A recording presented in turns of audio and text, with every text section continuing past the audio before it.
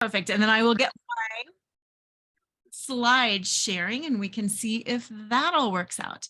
Because there's nothing worse than when you practice sharing them right beforehand and it works, and then you go do it and then it doesn't work. Can you all see those? Yes. Yes. Okay, perfect. Well, welcome officially to tonight. Tonight, we're going to talk about how to speak up and influence, how to advocate for yourself and on behalf of others or ideas that are important to you. And what you're going to learn tonight is going to help you both professionally and personally, because really communication is one of those things that underpins everything. It doesn't matter if you're in a romantic relationship, a parenting relationship, an employee-employer relationship. Knowing how to communicate is truly the only way that we can advance ourselves and get across to others what's going on inside and what we need. As I just said earlier, one of the things to getting good at communicating is being comfortable recognizing the sensations that come up in your body around speaking. And although it's easy to say, I get so anxious or I have a fear, sometimes just by saying, I have a fear of speaking or I get anxious speaking, it reinforces the idea that speaking and communicating is something to be anxious or fearful around. So for purposes of this, and also just going forward in your own life, I challenge you to rename fear or anxiety as sensation, because that's really all it is. It's sensation. And sometimes if you feel what's really going on in your body, the difference between excitement, like something really good, and anxiety over something, it's not really a different sensation. It's just the mental spin behind that. Mm-hmm. So tonight, let's see why my slide not advancing. Look, that's why it's not advancing, because I wasn't at the intro. By the end of our time together tonight, we only have 90 minutes. A full Speak Up and Influence workshop is 4 hours to 4 days. So by the time we're done tonight, you will have an idea of what you want in life in terms of what kind of communicator do you want to become. You will understand your current communication style, what your default way of speaking is, and you will have a couple of tools that you can use right away to make you a better and a more confident communicator. To do that, we'll be using the Step Into Your Moxie Vocal Empowerment System.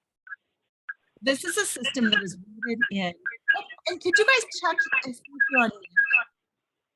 Thank you. This is rooted in trauma sensitivity, and it's a fusion of self-empowerment, social justice, and role play. Because while it's important to stretch ourselves outside of our comfort zone, it's also really important to be aware of when we're pushing ourselves or others too hard, too fast, to be able to back off, and also to create a safe space for everybody. What the system does is it guides everybody through the 5 levels of vocal empowerment, starting from the bottom up. The first thing we're going to talk about is that inner voice. And I addressed that a little bit, that it's fear, it's anxiety. No, it's just sensation. How you coach yourself, how you talk to yourself about becoming a better speaker. Coming up from that is that physiological sensations. And again, that's what to do to manage some of those sensations that you're feeling. Then on top of that is messaging, what words you actually use, presence, how you hold yourself, how you maintain eye contact. And then that last level is moving people to action. Tonight, we're focusing on the sensations, the inner voice, and getting just comfortable figuring out what to say, especially when you don't know what to say. And because this is a workshop and because it is rooted in role play, I want to emphasize that this is a nice place for you to play. And yes, I do want us to play nicely. And what I mean by play nicely is have to be an unapologetic truth teller. Speak your truth. If something is working or not working, or you're seeing something, or you want to say something, say that. Create aha moments for yourself. Share the mess in the message. If you're feeling icky, share it, because other people are too. And then together we will rise. Remember that self-compassion is what fuels mastery. Nobody has ever gotten better by beating themselves up. We only get better when we are compassionate. Go for the holy yes. That's keeping working with something. Keep going until you're like, yes, I get it. I understand it. And then the last piece is to elevate marginalized voices. And I know that's sometimes harder to do on a Zoom, but if you're noticing somebody really struggling, do what you can to bring them in, to ask a question. If you notice that you're the only one speaking up and you're speaking up all the time, maybe you might want to hang back a little bit and see if somebody else wants to step in. And then on the flip side, if you're that person who's like, oh, I'll just be quiet, maybe this is a good opportunity for you to really step up and to step in to stretching.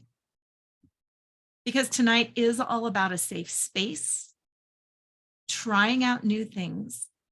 And please remember that everything that you share tonight is confidential for yourself. And please keep that confidentiality for others. If somebody expresses something that's on their heart, please don't co-post it on Facebook. Deal? Yes. Okay, wonderful. The first activity we are going to do, we're going to go right into an activity, is called Never Have I Ever Yet. In life, especially as women, it's really important for us to learn how to be unapologetic at naming and claiming what we want for ourselves. Because we get so busy taking care of everyone and everything around us, it's easy to lose track of the fact that we are human beings and we have wants and needs and desires too. And there's this cultural conditioning also that a good woman is sacrificial. A good woman puts her kids first. A good woman puts her friends first. A good woman is not selfish. And what that creates is a lot of sensation in us about, should I want this? Should I speak up about this? Should I say this?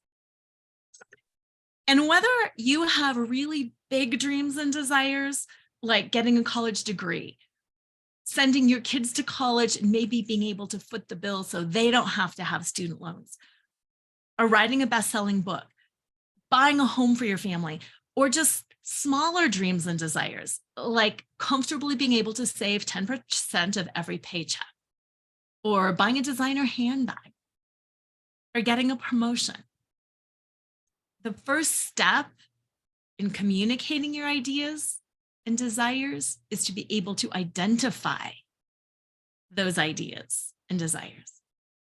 So what we're going to do for this first round is we're going to explore our dreams and our desires, whether they're big or small, and we're going to bear witness to each other speaking those dreams and desires, maybe for the first time ever. And if that's bringing up some sensation, like, oh, just breathe into that and just notice it. Doesn't matter if this is a personal desire, like I'm going to run my own department. I mean, a professional desire, like I'm going to run my own department, or a personal desire, like I want to learn how to scuba dive.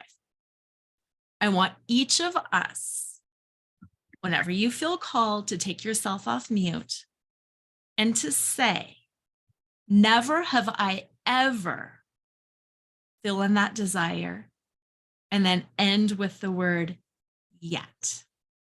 So for example, professionally, I might say, Well, they do actually like never. dates. Oh, there we go. Professionally, I might say, never have I ever been paid $50,000 to give a keynote yet. Or personally, I might say, never have I ever taken my entire family on a Disney cruise yet. Make sense? Okay, let's one at a time. whenever you feel called, and I'm keeping track of if you go or not, because I really do want you to verbalize this and to let everybody else witness you saying this.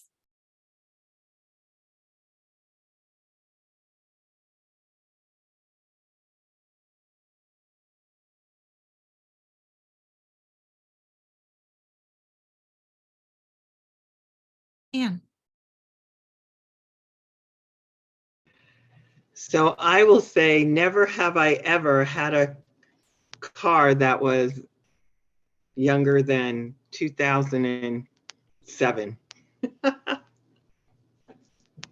Yet. Yet. Yes, that's a yet. Yes. Yes, gotta have that. Perfect. Somebody else jump in, same thing. Don't need to raise your hand. Just go ahead and jump in.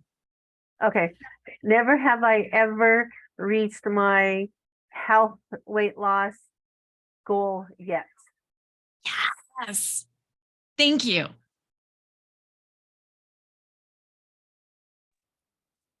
Can you hear me? Yes, Bridget. Okay. Never have I ever had, sorry, that's my dog. Just a minute. Okay. Never have I ever had a beautiful apartment yet.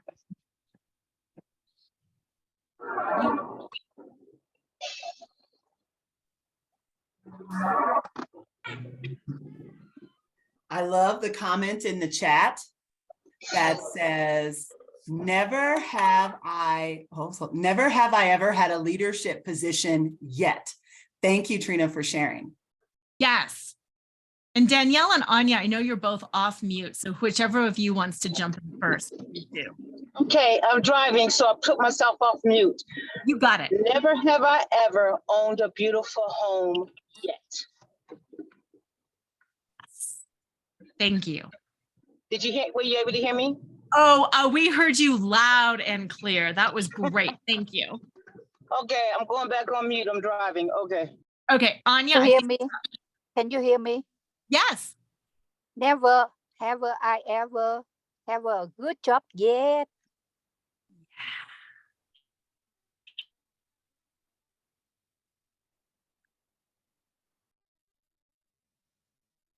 We've got a couple of other ones in the chat that I'll go ahead and read.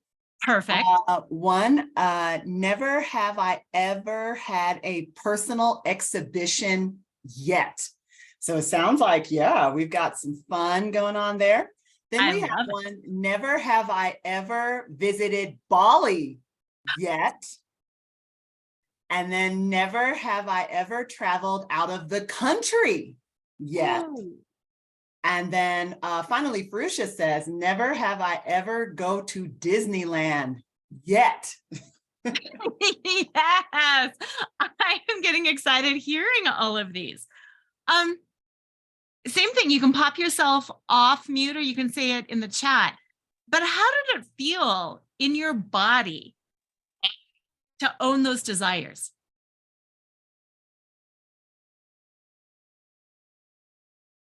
Good. How did it feel to watch other people state and own their desires? Exciting. And then here's a good question that I want you all to really think about. How does announcing, naming and claiming your desire impact your commitment to pursuing that desire?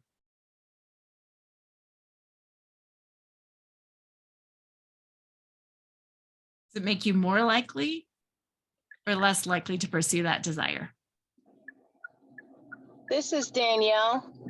It made me feel strong, empowered, and most likely to succeed. Yes. Thank you for that. Yes. When we put energy behind the words, when we speak, we can create that. It does make us strong. It does make us more empowered because if we're strong enough to announce it and to have others witness us saying that, it does make us more likely to succeed. All right. Thank you for that. And if you didn't answer a question out loud, keep processing that, keep pondering it, because just hearing that is going to help you make some discoveries about what it is that you want to achieve or to enjoy in your life. Because it's not always just achievement. It's about enjoying being who you are. For this next activity, I want you to think about what it was that you just claimed for yourself. Owning a beautiful place, going to Disney, visiting Bali, all of these things that you claimed for yourself. And I also want you to think about something that maybe you were secretly desiring, but you were like, oh, I can't say that out loud. I'm just not quite comfortable naming it or claiming it quite yet. I'm going to give you a series of prompts. Those prompts are been there, going there, right there, not there. Been there is in the past.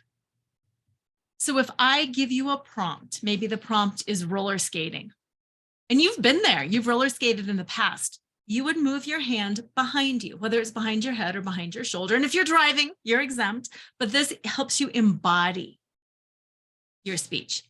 If you've been roller skating in the past, it's been there. If you are on your way to Roller City right now, you are going there. Your hand is going to be in front.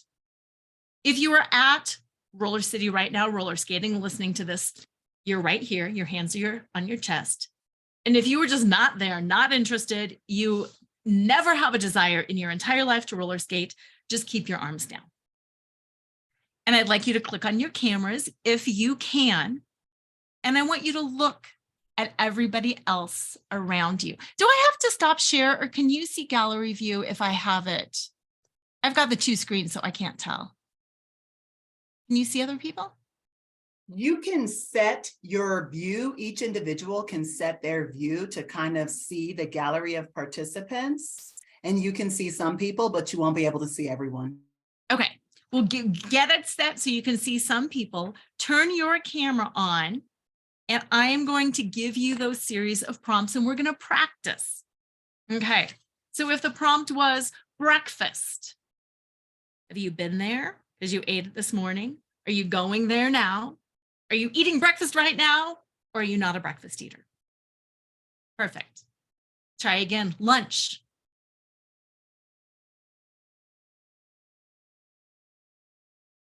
Perfect. So you've got that. Been there is in the past. Going there is in the future. Right there is here, and then not there. Okay, so I'm going to go through a series of prompts. And again, keeping in mind your desire.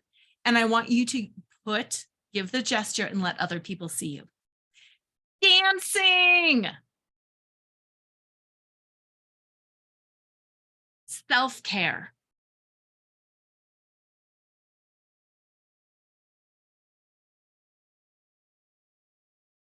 Self-trust. Been there, going there, right there, or I don't have any. Giving feedback.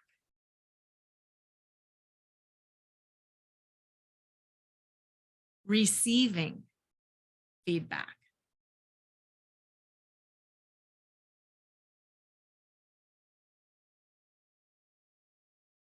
Asking for support.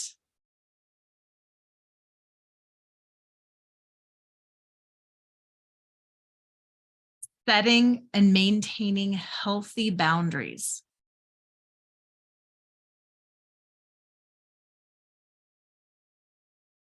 Advocating on your own behalf.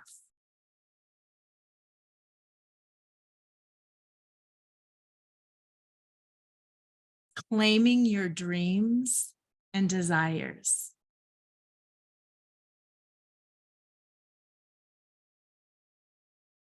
Speaking up and advocating for yourself. Yeah. Shake some of those off. How did you feel when I gave you some of those prompts and you weren't exactly where you wanted to be? How did it feel in that moment of like, oh, what came up in your physical body when there was a gap? And again, pop yourself off of mute anytime.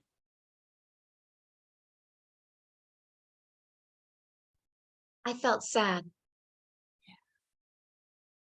Thank you for that, Bridget. Yeah.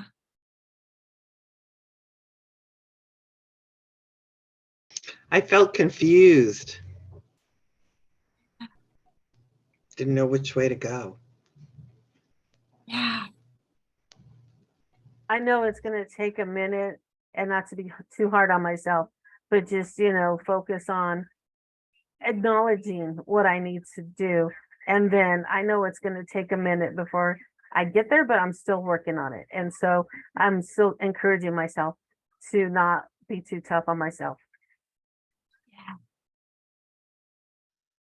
That was beautifully said. Thank you. Yes.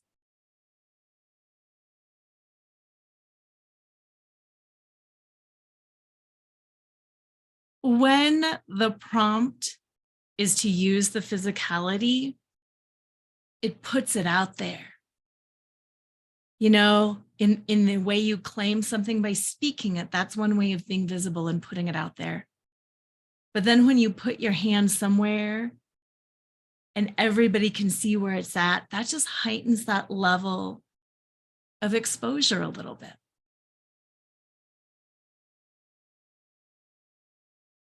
Is there a not there area where you're like, not there yet, that you were committed to shifting to being right there? Whether it was claiming that dream or that desire, or just like Christina was talking about with, yeah, I am committed to giving myself grace.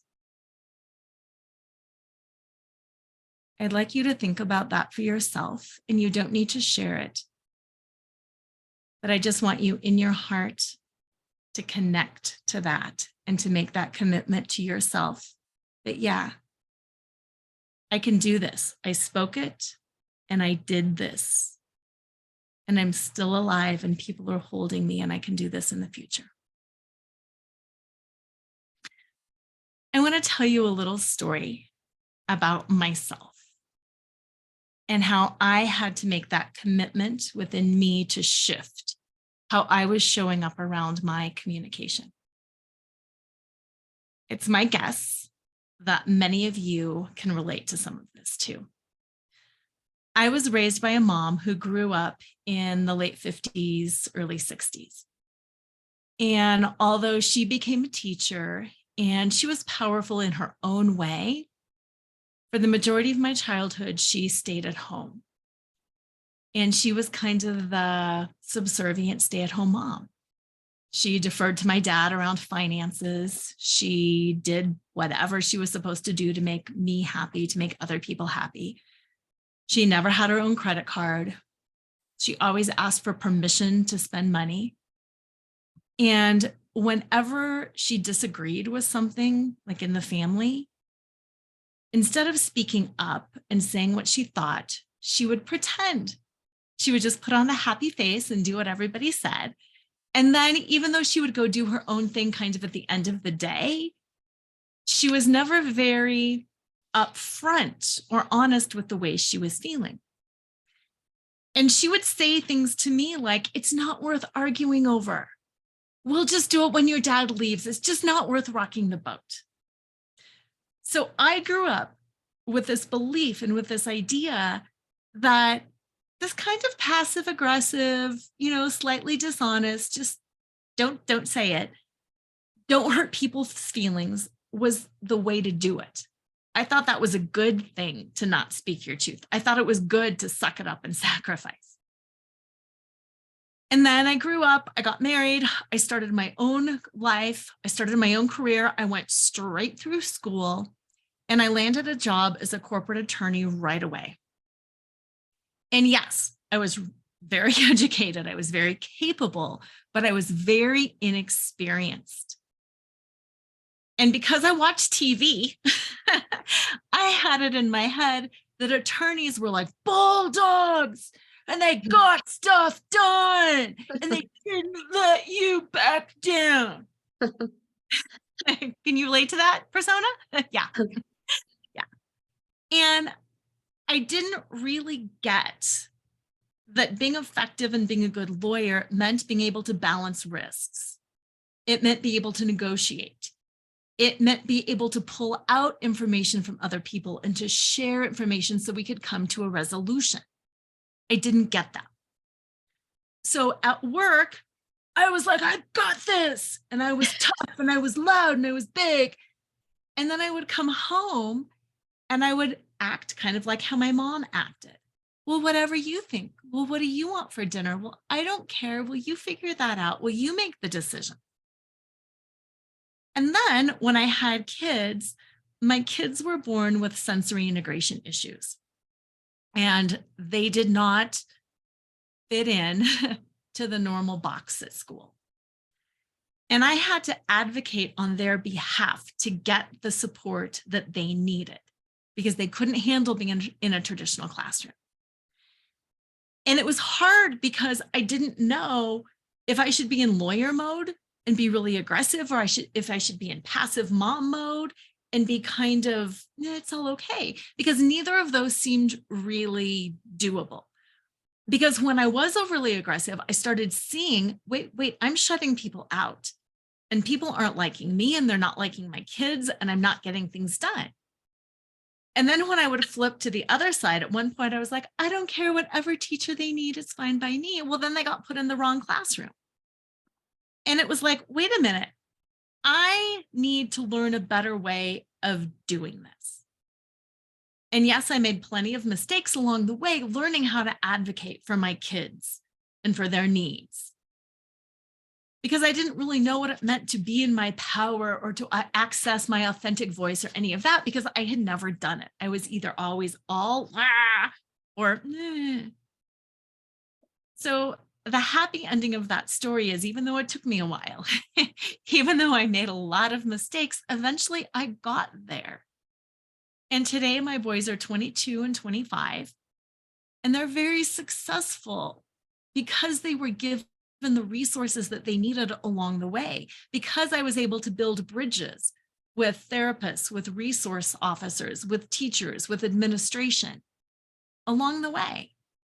And I'd like to think that because they witnessed me in my journey to become a better communicator, that they have also become better communicators themselves. Now, this all has to do with communication style. Most of us fall into one of three archetypes. It wasn't just me, it's all of us when it comes to communication: the bunny, the dragon, or the cheetah. So looking back on the story that I just told you, I want you to think about my lawyer persona. I'm gonna do this as the dragon. I'm showing up, claws out, breathing fire, scorched earth. And then look at my 1950s wife persona as the bunny. Whatever you want, it's okay. You want this for dinner? Okay, we'll do that. You want to do this? Okay, that's fine. And then the archetype that I moved into, I want you to think of as the cheetah. And here's why. Cheetahs can accelerate quickly. They can go from nothing to a full sprint, and they've got the endurance to go. They are sleek. They are beautiful. They are powerful. Their claws can come out when necessary, but mostly they stay in and they are soft. And to me, the most powerful part of being a cheetah is around their eyes, the markings around their eyes. It looks like a tear. They've got this beautiful black marking around their eyes.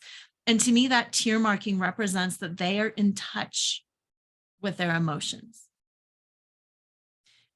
And that's what it takes to be a powerful communicator, to know that you're okay, you can accelerate, to know that you're beautiful, you're sleek, and to be in touch with your emotions. Now, it's my guess that you are already sensing which kind of a communicator, which kind of an archetype you fall into. But to make sure that you really understand the difference in how the bunny, the dragon, and the cheetah archetypes looks and feels, I want to do this next little exercise with you. And yes, keep your cameras on if you can, or turn them on. And if not, please do this anyway. Because embodiment is important. Just like I had to speak and then move, embodying, that is our speaking presence, and it makes a difference. So I want you to think about dragon. I want you to think about yourself in those dragon moments when you were coming on full force, or when you've lost complete control. And I want you to embody that for a moment. Just embody that. Is your neck stiff?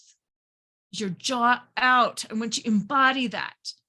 Maybe your muscles are tensed. You're ready to run. Feel that. Feel the clench in your stomach. Embody how you feel when you're a dragon. And I want you to hold that for 3, 2, 1.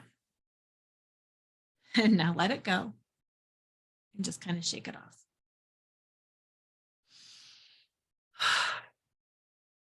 And I want you to go to that next extreme, the bunny. You're walking into, maybe it's a situation you've never been in.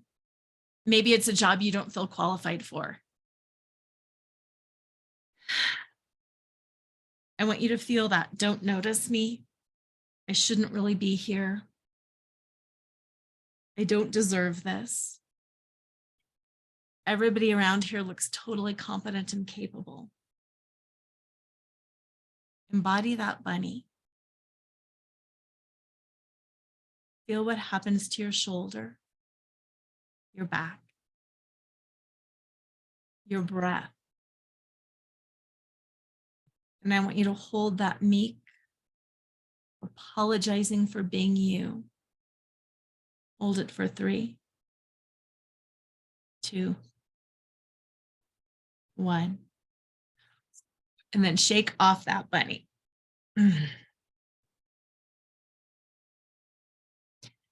Now I want you to practice embodying a cheetah. You're not puffing up. You're capable. You can accelerate. You can put your claws in or out. You're in touch with your vulnerability, your emotion. You are sleek. You are who you are. You are entitled to take up space. What you say matters. And if you need to close your eyes to really embody that cheetah presence, that's fine. And I also encourage you to move your arms a little bit. Our arms energetically are connected to our hearts and our throat and our voice. And I want you to take up some space, even if it's just in your car, in your room. You deserve to take up space. Your presence is important. Yeah. And I want you to hold that space, that presence for 3, 2, really own it, 1. And do not shake that off. Start imprinting this in your body. So when you have something to say that is difficult or that you're unsure of, you remember how this feels.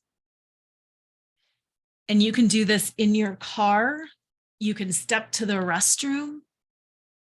And I want you to breathe in cheetah, think cheetah, and own it. Now, while you are owning it, I'm going to ask you a couple of questions, and same thing. Turn your mic off whenever you can and answer. Which communication archetype do you default to in high stakes situations? Which communication archetype, the bunny, the dragon, or the cheetah, do you default to when your communication really matters? I default to the cheetah. I have a meeting at the Capitol tomorrow, and so I'm getting myself into cheetah mode to make my presentation. Awesome. Awesome. Awesome. Who else?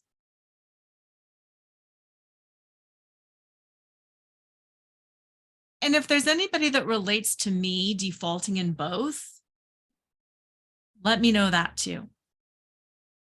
I can easily be the bunny. So I practice being the cheetah. Yeah, so I try to be the cheetah. Yeah.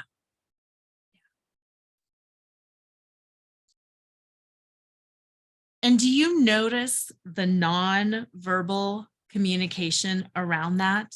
Like when you're in the bunny, could you feel the difference between moving into cheetah? Yes, big difference. Yes. So my question is, what is one way you can begin showing up more as a cheetah? And I want you to all answer that for yourself. You can put it in the chat. You can say it verbally, or if you're taking notes, write it down. One way I can be more of a cheetah is, it could be embodying it.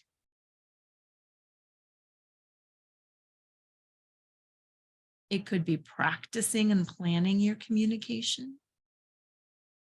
It could be slowing down. I want you to claim it for you. And while you are writing that down, I am going to pop a link in the chat to a communications audit that I put on Google Drive. And what it is, it's just a 2-page quiz, and it gives examples of different high stakes speaking situations. And then you answer A's, B's, and C's to find out if you tend to default more into bunny, dragon, or cheetah. Because sometimes, based on our families and the way we've been conditioned, sometimes we'll think something is cheetah, and then we read it and we're like, oh, I had no idea that was a little bunnyish. I guess it is. You know, we're like, wait, I thought I was being assertive. You mean that's really aggressive? So when you have a chance, go ahead and click on that link, download it. It's just like the answers you get right away. It's not one of those things like where you have to fill things out and then they get emailed to you later. You'll just get the stuff right there. Okay. Now that you are aware, there we go, of channeling your cheetah, I also want you to think about what would the likely payoff be for you and for those that you care about if you channeled cheetah more often? What would the payoff be? Personally or professionally, for yourself or those that you care about, if you channeled cheetah more often? And would that payoff make it worth it to continue to grow your speaking skills?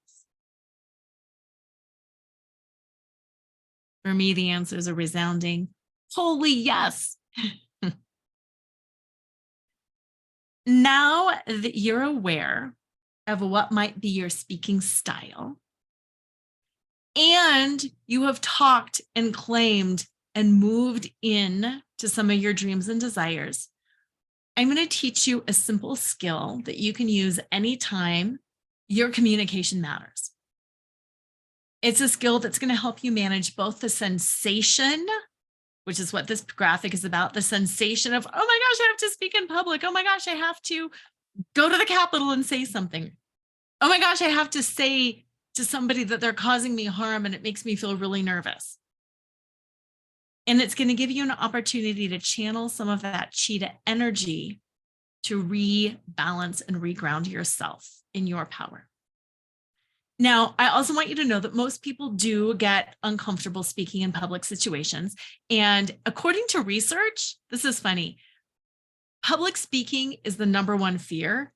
even more so than the fear of death, which I always find it really fascinating. The people would rather die than speak in public. So just know if you have any uncomfortable sensations around speaking, you are absolutely not alone. And the reason, if you dig down into that, the reason why people are uncomfortable and afraid of speaking in public is they're afraid that they're going to trip over their words. They're afraid that they're going to say the wrong thing and embarrass themselves or embarrass somebody else. They're afraid that they're going to forget what they're going to say. And the bottom line to all of that is they're afraid they're going to undermine their own credibility, likability, or trust. And it's my guess that you can totally relate to that. Because even though I speak for a living, I do workshops, I love to talk. I've even given a TED Talk. I can talk. If I don't have my notes, if I don't have a script, just in case I go off track, I start feeling sensation. Because what if I lose where I'm at? What if I don't know what to say? And I kind of get terrified sometimes to do this without a script. Last November, somebody asked me to MC a conference, 3-day conference. And I almost said no because of that fear, because I can't have my notes, because I can't practice, because I can't memorize. And I almost said no. I almost turned her down because of that fear, even though this is what I do. And at the end of the day, I was like, you know what? I'm going to channel my cheetah energy. I'm going to push myself out of my, comfort zone. If people don't like me, they don't like me. Like, I'm going to be okay with that. And I said yes. And I'm happy to report that I had so much fun. I had no idea I would love emceeing the way that I did. And what really hit me was how close I came to not making that discovery for myself. How close I came to saying no and to losing out on learning that I really loved it. And now I'm doing it more often and I'm just enjoying the heck out of it. One of the practices that I used to get me through that experience and to prepare is a strategy called Stop and Smile. And this is the strategy that I'm going to teach us all next. Like I said earlier, one of the things that underpins the fear of public speaking is the fear of not knowing what to say, the fear of getting something wrong, or the fear of vocalized thinking. And vocalized thinking is like, or like when we're all tired, like that's vocalized thinking. All of that can be managed, the sensation, the not knowing what to say, through this Stop and Smile strategy. Anytime you're speaking and you need to find your next thought because your brain just suddenly went somewhere else and your mind and your mouth are not in sync, you can stop and you can smile. Even if you're mid-sentence, just stop. Make eye contact and take a moment to breathe and connect. And here's what I'm going to say. When you do that inside, it's going to feel like I'm smiling and I'm breathing and hours are going by. Hours are not going by. What is happening on the other end of that eye contact and that smile and that breath is the other person is feeling your connection. You don't look like you're panicking. You look like you're connecting. You look like you were making contact, that you were smarter because you're thinking. Then you can find your idea, you can reground yourself, and you can speak. So I want to model this for you, and then I'm going to have you guys do it because, again, I said this is a workshop, meaning I want you to get online, speak out, stumble, all that stuff. Connect. I'm going to connect with my cheetah energy. I want one of you to pop yourself off mute, and I want you to ask me a question. It can be a nonsensical question that I probably don't know the answer to at all. Make it up, pop yourself off mute, ask me a question, and then observe what I do. And then we'll talk about it afterwards. Someone hit me up.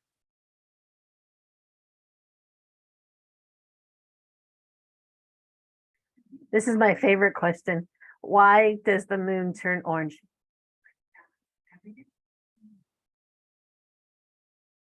Thank you for that question. Why does the moon turn orange?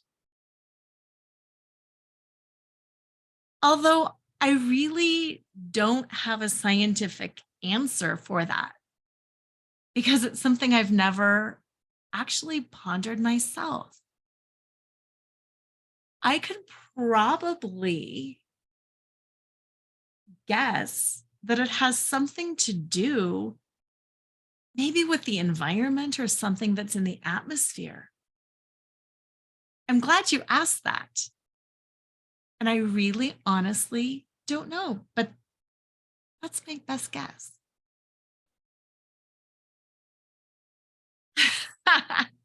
What did you notice in me answering that? And how did it feel as the observer? You didn't panic. You didn't have that look of like deer in the headlights kind of look. Yeah, and you handled it very calmly and to the best of your ability. And I did get that from the movie The Kid with Bruce Willis. And there's a part in there where they're talking about that. But yeah, that's like one of my favorite questions. But no, you didn't panic. You look like, even though you didn't know the answer, you were given the best answer you could. And thank you for that. And how did you feel? Did you feel like I was connected to you? Did you feel like I was authentic? Did you feel like I was BSing? How did your connection and my likability hit you?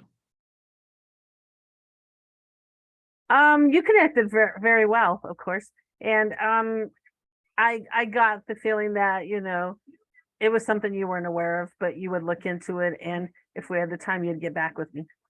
Yeah. Thank you. Does that make sense? It's about being where we are. If you know the answer or don't know the answer, it's about authentically being comfortable and channeling your cheetah instead of being the bunny.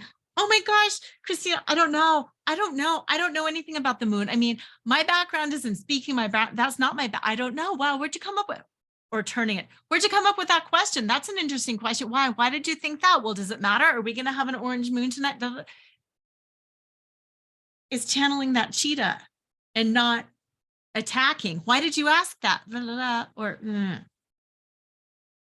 So now it's your turn. Who wants to volunteer to practice, stop, smile, connect, and then just speak? Who wants to practice? Just turn off your mic and say, me, I'm game.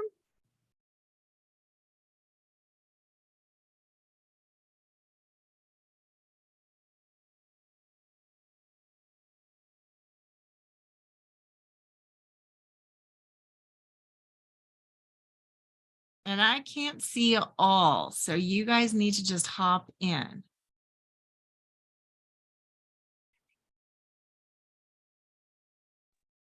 Any takers, ladies? Anyone? I'm looking at faces. I see no takers. Do you want to take it? I'll take it. I mean, Okay. I'll always take it, but that's Yeah. me. Okay, great. Okay. Yeah. Okay. What is a recipe that you can make with kale, bananas, quinoa, and lemon juice? Ooh, that is a wonderful question. I am so happy that you asked that. If I had to think about it, I would guess that you could possibly do a type of smoothie that would come out really good, that would be really healthy, and you might be able to mix something else in there that would, maybe everybody would eat it and really enjoy it. But that is a really great question. Thank you. Thank you. Now observing her answer and her smile and her connection. Did you feel connected? Yeah. Bridget? Yes. Sh- And I think, well, you would have to answer, but it seems like she would have made you feel good about having asked the question. Yeah. Instead of the pressure to always have to know the answer, to always have to say the right thing, it's stop, smile, connect, and speak what's on your heart and what's in your mind. Knowing that as a cheetah, it's always good enough. You can't not be good enough. It's what you know. I'd love one more person to practice this. It's not scary, and it's the best place to do it here in front of a supportive group.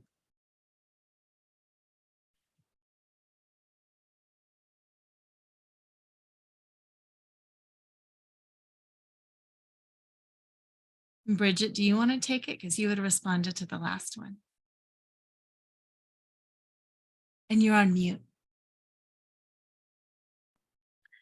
I'd rather not. Okay. And can I just use that? Did you see what she did when she said, I'd rather not? It wasn't, oh, I'd rather not. Or I'd rather not. It was, oh, I'd rather not. That is the stop and smile technique in perfect action. So thank you for doing that, even not knowing that you were doing it, or maybe you did know that you were doing it. Okay, who else can turn their camera on? Just one more. All we're gonna do is one more, and then I will quit calling on you tonight. But is there anybody else who can have their camera on?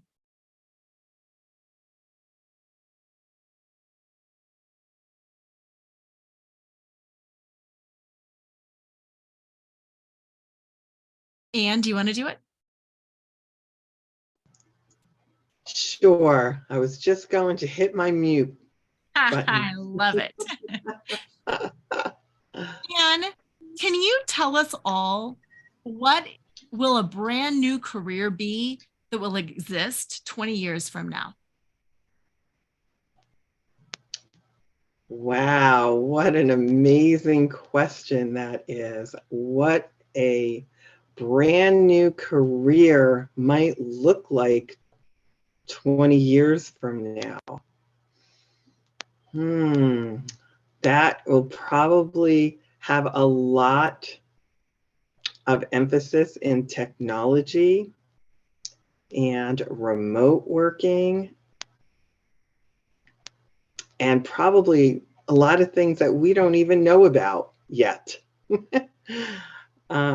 So that's a great question to really think about, as you know, all of us are moving forward in our careers. So thanks for letting me, ponder that and think about what I would have to look forward to. Thank you. May I offer one bit of feedback? The very first thing, and maybe the others of you noticed this too, the very first thing, and I do this too, which is why I noticed it right away. When you think, the eyes go. Or Uh-huh. And when the eyes go up, and it's hard on Zoom, I get that because faces are everywhere too. But when the eyes go up, what happens is we lose contact and connection with the person we're speaking with. thank you for that feedback. You're welcome for that feedback. Thank you for opening and for receiving that. Now, as a group, do you see how just practicing little techniques like this, like, oh, where do my eyes go? Or, Where am I falling into bunny or falling into dragon? Just practicing them day in, day out in small stake situations. If you have got a friend or an acquaintance on this call, next time you meet up for coffee or whatever, do this. If you're coming in to Dress for Success for something, practice it. If you've got a coworker or somebody who's on your team and you want to share some little back and forth. If you've got a partner or kids, share these little things. Share presence, bunny, dragon, cheetah, so you know what it feels to embody it. Share, never have I ever, claim your desire yet. And then practice. Hey, ask me a hard question. Feedback is hard. That's why I really wanted to model that. It's hard to give feedback. It's hard to receive feedback. Practice it. Practice it with your kids. Practice it with a partner. Practice it with a friend. And practice staying connected as you give that feedback. Practice leaning in, smiling, and maintaining that connection. And then to wrap this up, again, for yourself, you can put it in the chat or you can write it down. What is one area of your life where the stop and smile technique might really help? What is one area of your life where the stop and smile technique might really help? Let me tell you, as a parent, especially to like teenagers who are verbalizing it, Mom, can I have this? Can I do this? Stop and smile is invaluable because it's not the knee jerk. No, you can't. Or is your homework done? You're maintaining connection. You're maintaining the relationship. And you're like, So you want a later curfew on Friday. You smile. You connect. You think. And then you state what you need. Okay, we have got one last exercise. Because now that you have practiced or watched others practicing speaking up, answering a question when you don't know the answer, maintaining the connection so you maintain that relationship, I also want you to give you a little bit of practice speaking up and illuminating your voice in an area that you are an expert in. Because despite what you think, everybody is an expert at something. They just are. And it's powerful to own your expertise by speaking it in front of others. So here is the format. My name is, and again, you can type this too. I am an expert in, or I am an expert at. Please ask me questions about so I can help you, whatever. The 3 goals of doing this are first being able to assert an area of expertise unapologetically. Because as I said at the beginning, especially as women, we apologize for taking up space. We apologize for knowing more than somebody else. We apologize for being good at something. We apologize for our power. And this gives you the chance to be like, oh, heck no, I am an expert at this. It's an opportunity to practice embodying cheetah presence, being strong, being powerful. And it's also an opportunity to practice that stop, smile, and maintain connection. Because again, looking at me, I've got my presence, I've got my eye contact. My name is Laura. I'm an expert in helping people advocate on their own behalf. Please ask me about how you can get comfortable with the sensation of speaking up powerfully so I can help you name and claim exactly what you want. Versus, let me get into my bunny energy here. I'm going to do bunny and I'm going to move into dragon at some point. So just so you know. And notice the connection. And again, on Zoom, it's hard. But the eye contact, less smiling and less presence. My name is Laura Cheadle. I'm an expert in speaking. Please ask me about having to learn. Please ask me about how you can learn how to advocate on your own behalf so I can help you get what you want today. Feel the difference in those subtleties, presence, eye contact and connection, smiling, and cheetah energy. Those are those skills. And Amara, I would love to start with you just because I think most people know you. And I would love to start with you and just to have that. Your name, you're an expert. Please ask me Gotcha. about, and I want you to embody presence. Okay. Okay, cheetah, presence. I want you to maintain eye contact, stop and smile. And I want you to claim it unapologetically. Okay. All right. All right. My name is Amara Martin. I'm an expert in nonprofit management. Please ask me about nonprofit management, how to start a nonprofit, or how to create nonprofit programs so that I can help you be successful in your next career. What do you all think? Awesome. Thank you. And let's pop you in because same thing. Most people know you, I think. Presence, stop and smile, unapologetic. My name is Ann Klein, and I am an expert in incentive marketing.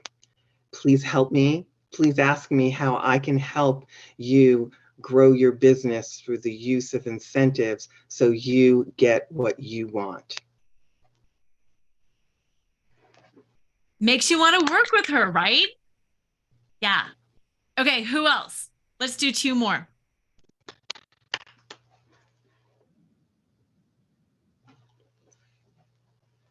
And you can type it too. You don't have to say it, but say it if you can.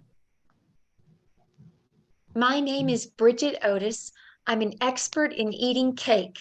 Please ask me about frosting so that I can help you pick out the perfect piece of cake. Woo! I am all in.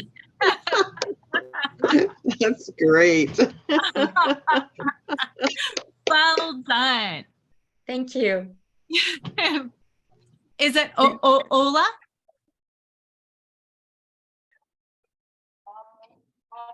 Yes. Yay! Oh, I can't wait to hear this presence. Embody that.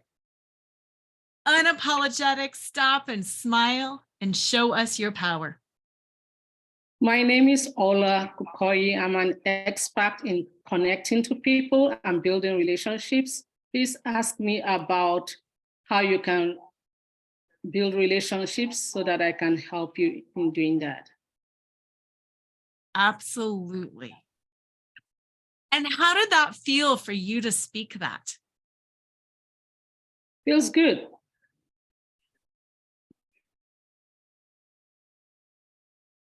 Okay, who else? You can raise your hand. You can just pop yourself off mute, but let's do one more.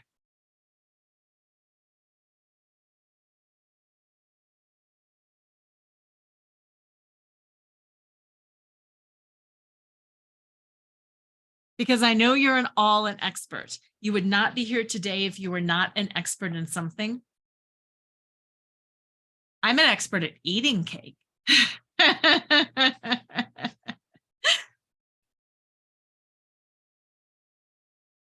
Okay, I'll go. Thank Yeah, of course.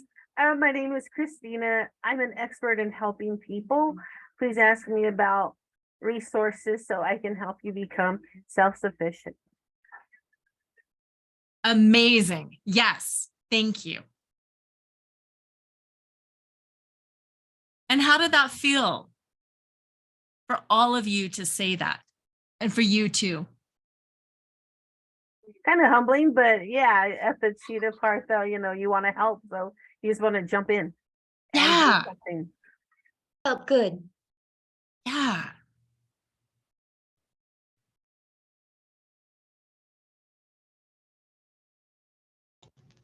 It's quite empowering to claim yourself as an expert in something and to share what it is that you are an expert at. Yes. Because it's service, and again, I talked about it at the beginning, the cultural conditioning that a lot of women have about you have to be selfless, you have to da da da da, but you also have to serve. Well, you can't serve unless you know who you are and what you want and what you're an expert at. And then when you make strides in learning how to identify and communicate, not only does good come to you, but yeah, you do help others. And self-advocacy and advocating on behalf of those you love and care about is really powerful and important. Before we wrap up, I want you to put this in the Zoom, and I would really love everybody to put this in the chat. I said in the Zoom, in the chat. See, we can all make mistakes communicating, and I can stop, and I can smile, and I can maintain the connection. What I want is for you to identify what has been of most value to you. Is it presence? Is it smile? Is it awareness? What has been of most value to you? And then how will you transfer what you have learned into action? Because learning in our head is one thing, and that's kind of useless knowledge. Unless we translate it into our hearts and bodies and take it forward and practice it and make mistakes and then get good at it.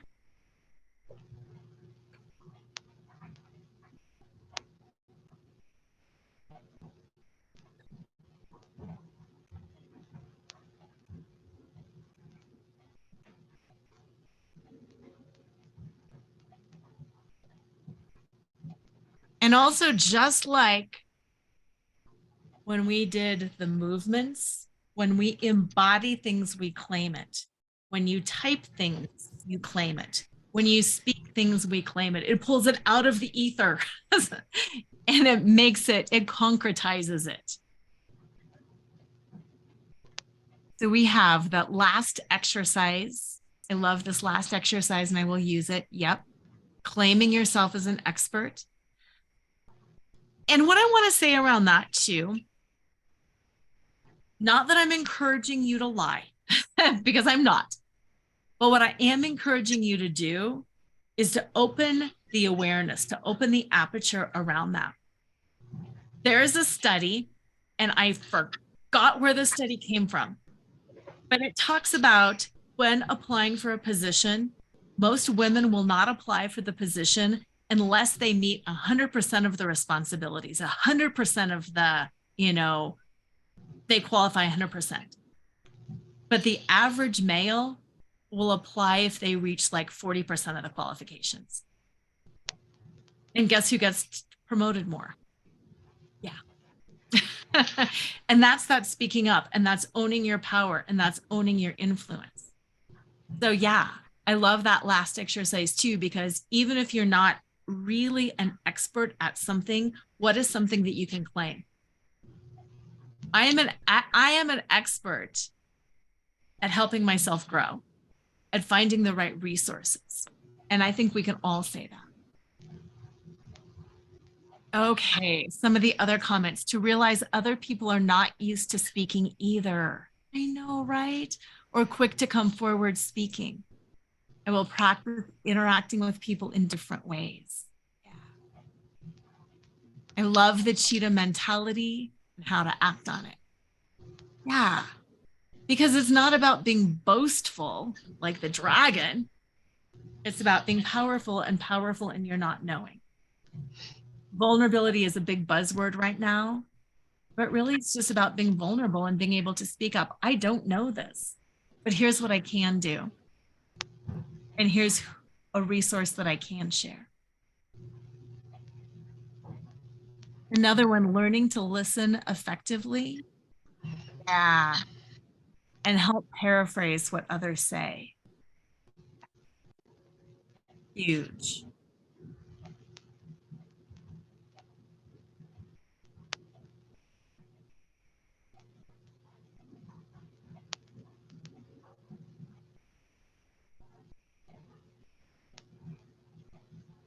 If you liked what we did today, which was the sample of some of the exercises in a Speak Up and Influence training, and you want to know more, reach out to me.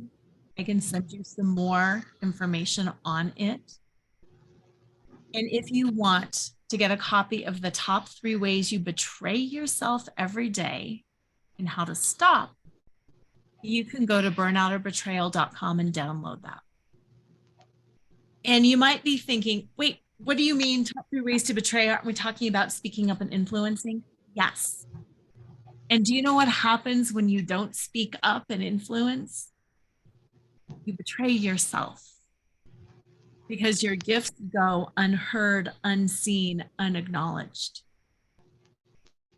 Because opportunities that you could have gotten slip away. And what I really want for you and for women everywhere is to have the ability to move through life knowing that you can handle whatever happens. Whether it's something really good or really stressful or anything in between. I want you to never betray yourself by swallowing your words, by stepping back, or by alienating people because you're all in. I want you to connect to your heart, your power, your emotion, and to be able to speak on behalf of yourself, on behalf of others who need you. Because I really do believe that together we can create the kind of world that is just, that is equitable, that is fair, and that helps elevate all voices everywhere. So thank you for spending this time with me tonight. I am going to turn that off. I know many of you were quiet, and that's okay, because you could be driving, you could be doing other things. But I also want to give anybody the opportunity to ask questions about what we did or why we did it. Because this is part of that unapologetic, what does this mean? Or why did this matter? Or to ask a more personal question, can you give me feedback on something? And we've got about 10, 15 minutes to close it out. And also, if you just want to chat with other people or give your own feedback, giving and receiving feedback is a really important skill. So thank you from the bottom of my heart for playing with me tonight over a subject matter that is really meaningful to me.